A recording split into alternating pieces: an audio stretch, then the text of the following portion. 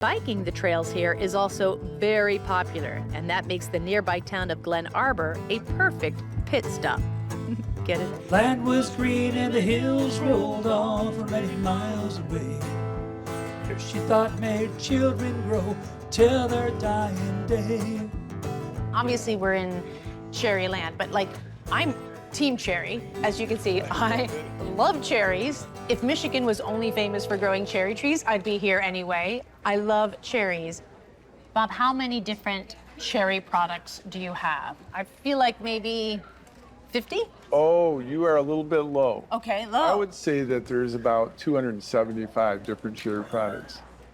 Now we go from, simple basic dried cherries to cherry jam. Every chance that we can have to showcase cherries when they're sweet and tart and spicy and, savory, all those different expressions are here. Michigan's Northwest Lower Peninsula is the largest producer of tart cherries in the United States.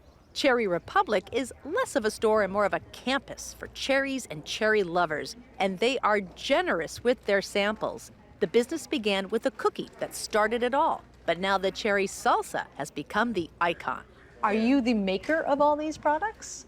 We make probably half of those products. Anything in a jar is pretty much what we make. Okay. Cherry upside down jam? Okay. We make our own ice cream.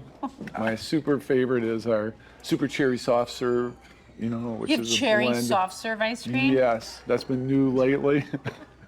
Come back here and we'll try it together there. Cheers. Cheers. That's fantastic. Are you hungry after that one? I bet. Well, for more of what I did, click here for the full episode and here to subscribe. I always get asked if I eat everything that's in front of me. Heck yeah! Sometimes I do give some to my crew. I always like to share, unless they're, I don't know, sometimes they can be a little ornery and then they get no food.